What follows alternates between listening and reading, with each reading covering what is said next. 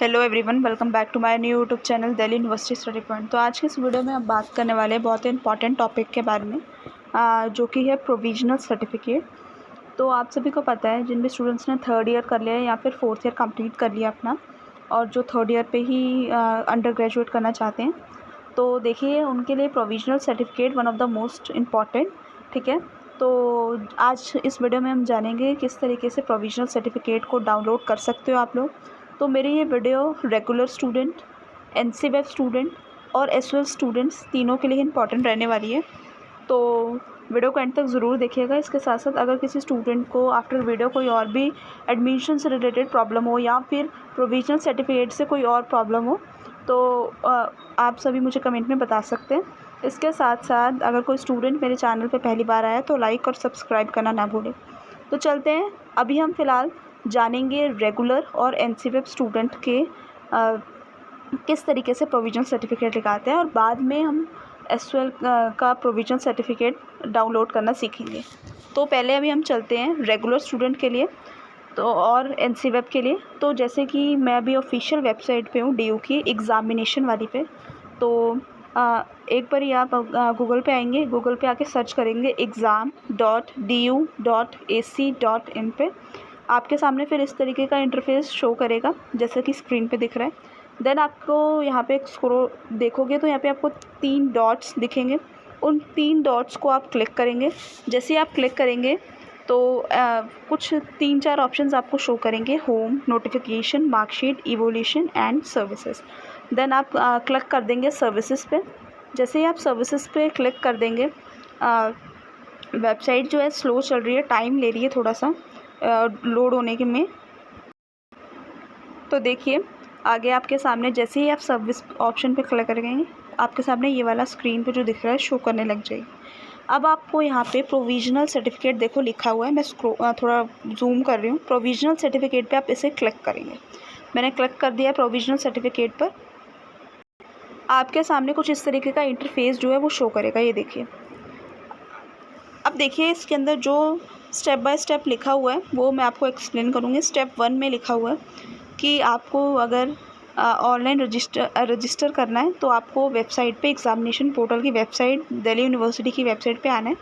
Then जहाँ पे click here लिखा है वहाँ पे जाके आप क्लिक कर सकते हैं और आपके सामने फॉर्म खुल जाएगा। सेकंड स्टेप में लिखा है अपलोड द सॉफ्ट कॉपी। आपको फ़ोटोग्राफ और अपने स्कैन सिग्नेचर की फ़ोटोकॉपी इसमें अपलोड करनी है। नंबर 3 पे क्या लिखा है, आपको जो अपनी मार्कशीट है और आपका जो रिज़ल्ट है उसकी सॉफ्ट कॉपी यहाँ पे अपलोड करनी है। फोर्थ स्टेप में लिखा है आपको डिपॉजिट करने हैं 500 रुपीज़। रेगुलर और NC-वेब के लिए दोनों के लिए सेम रहने वाला है। SOL की बात अभी नहीं की जा रही, तो रेगुलर और NC-वेब वालों स्टूडेंट के लिए ऐसे डाउनलोड होगा। जब मैं SOL का बताऊँगी तब वो दूसरी वेबसाइट है। तो स्टेप 4 में नॉन रिफंडेबल फ़ीस होती है, 500 रुपीज़ आपके लगेगी और वापस आपको नहीं की जाएगी। ठीक है, ये प्रोविजनल सर्टिफिकेट के पैसे मांगते हैं 500 रुपीज़, तो वो आपको पे करने ही पड़ेंगे। जैसे ही आप ये सब प्रोसेस कंप्लीट कर लेंगे तो आपके पास एक एक्नॉलेजमेंट रिसिप्ट आपको रिसीव होगी आपके नंबर पे, फ़ोन नंबर पे। एक्टिव फ़ोन नंबर दीजिएगा, ठीक है, बंद फ़ोन नंबर मत देना, क्योंकि एक्नॉलेजमेंट रिसिप्ट जो होती है वो इम्पॉर्टेंट होती है। ठीक है, 6 स्टेप पे क्या लिखा है देखिए, it means the request of the candidate for assurance of a provisional certificate has been provisionally accepted subject to the verification of document। तो क्या कह रहे हैं,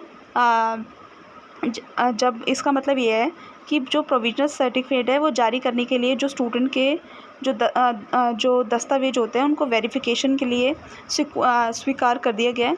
ठीक है, नेक्स्ट स्टेप में स्टेप 7 में लिखा गया है कि जो non receipt of the acknowledgement send a copy of the duly field online application and fees receipt along with your documents and email to provicertificate@du.ac.in। तो जो आपको ये स्लिप मिलेगी या एक्नॉलेजमेंट स्लिप मिलेगी,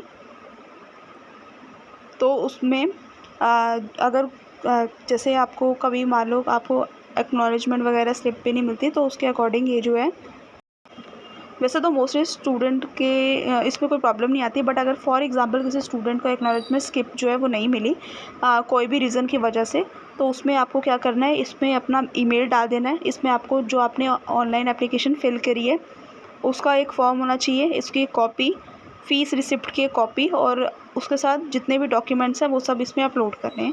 ठीक है, आगे देखिए स्टेप 8 में provisionally certificate will be issued. 10 दिन के अंदर आपका जो प्रोविजनल सर्टिफिकेट है वो इशू हो जाएगा। आगे नोट में देखिए क्या लिखा गया है, जितने भी डॉक्यूमेंट्स हैं उन्हें सिंगल PDF फाइल में आपको भेजना है। क्लियर होना चाहिए, ब्लर नहीं होना चाहिए। अगर ब्लर हुआ तो आपकी जो अगर आपके डॉक्यूमेंट्स जो हैं ब्लर हुए तो वो इनकम्प्लीट एप्लीकेशन मानी जाएगी।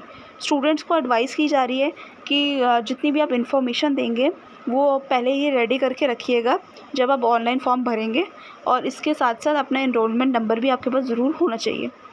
ठीक है, आगे स्टूडेंट को एडवाइस की जा रही है कि अपने जो रिस्पेक्टिव कॉलेजेस हैं उनसे कोई क्वेरी हो तो उनके रिगार्डिंग आप पूछ सकते हैं। आगे जो NCWEB non collegiate women education board के जो स्टूडेंट्स हैं उन्हें एडवाइस की जाती है आप अपने कांटेक्ट कर सकते हैं टीचिंग सेंटर के साथ और उनको ईमेल भेज सकते हैं अगर आपको कोई भी क्वेरी आ रही है इसके रिगार्डिंग। तो चलते हैं, एक बारी मैं आपको क्लिक करके शो कर देती हूँ कि किस तरीके का इंटरफेस जो है खुलता है।